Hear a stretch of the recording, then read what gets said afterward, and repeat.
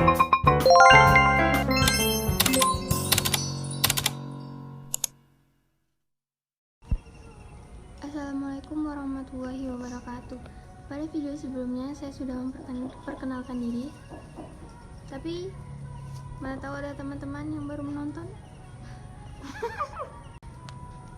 Perkenalkan, nama saya Bunga Ayola, saya dari kelas 2002A. Salah mulu dah. Baik, saya Bunga.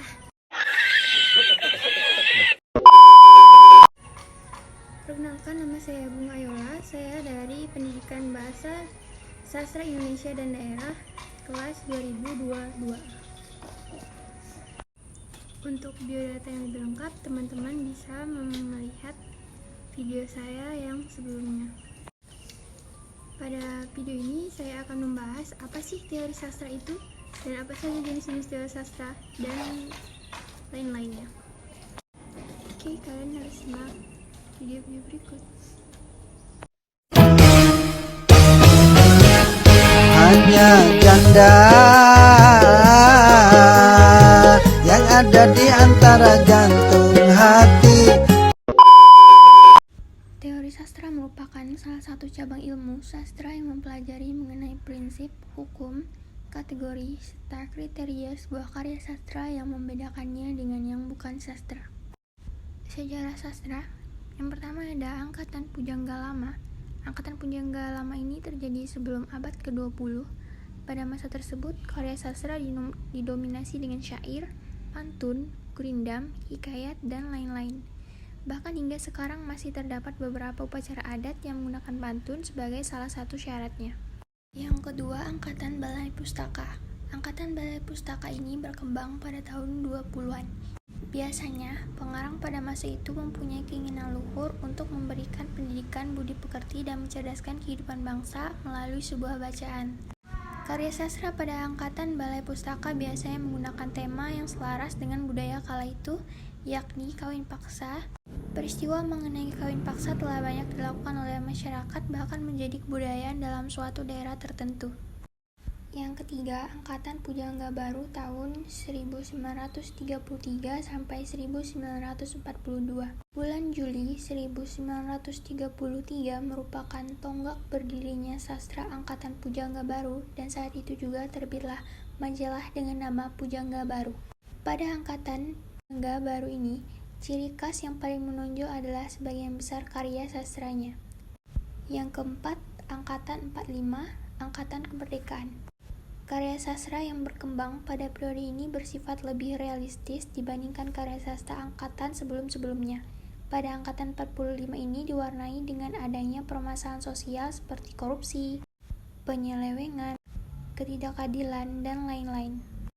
5. Angkatan 50-an. Pada masa ini ditandai dengan terbitnya sebuah majalah sastra berjudul Kisah yang dipelopori oleh H. B. Jasin. Majalah kisah tersebut bertahan sampai tahun 1946 dan diteruskan dengan majalah sastra lain. 6. Angkatan 66. Pada periode ini ditandai dengan terbitnya sebuah majalah sastra bernama Horizon. Majalah Horizon ini menjadi majalah sastra satu-satunya yang terbit di Indonesia, sehingga hampir seluruh halamannya berisi tulisan karya sastra. 7. Angkatan 80-an. Pada masa ini, perkembangan karya sastra ditandai dengan banyaknya sastra yang menceritakan mengenai roman percintaan. Karya sastra tersebut disebarluaskan melalui majalah dan penerbitan umum. Terakhir, Angkatan Reformasi hingga sekarang. Pada masa ini ditandai dengan munculnya banyak karya sastra seperti puisi, cerpen, maupun novel dengan berbagai genre dan tema. Tema yang paling sering digunakan adalah seputar reformasi, sesuai dengan realitas sosial yang terjadi kala itu di masyarakat.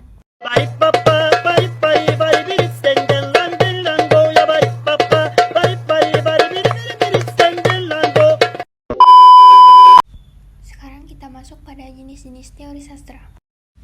Yang pertama, teori strukturalisme.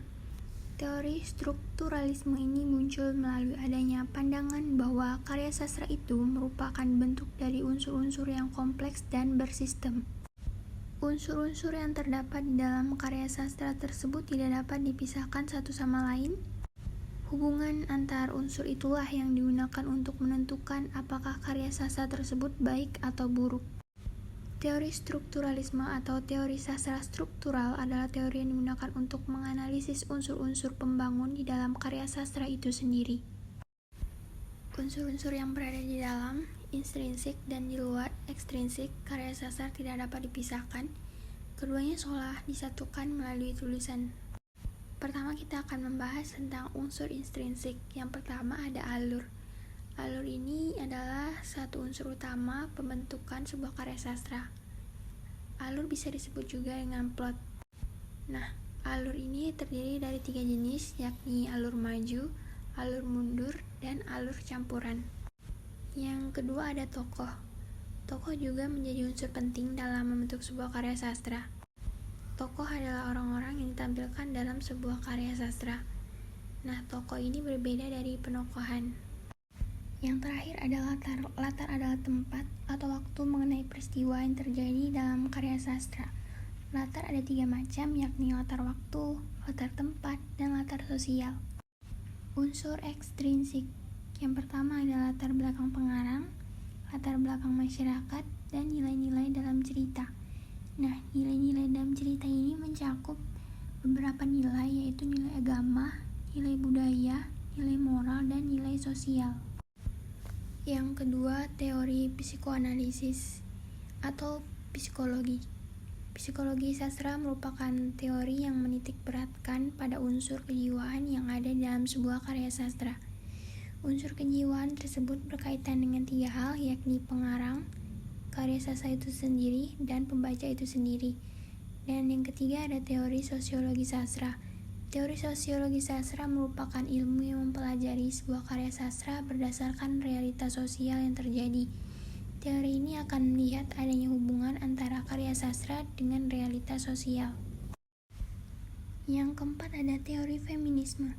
Teori ini adalah cerminan realitas sosial patriarki. Dengan adanya teori ini, semakin banyak bermunculan sastrawati, bahkan para wanita yang telah membuat karya sastra dengan menggunakan nama laki-laki mulai berani menunjukkan siapa jati diri sebenarnya.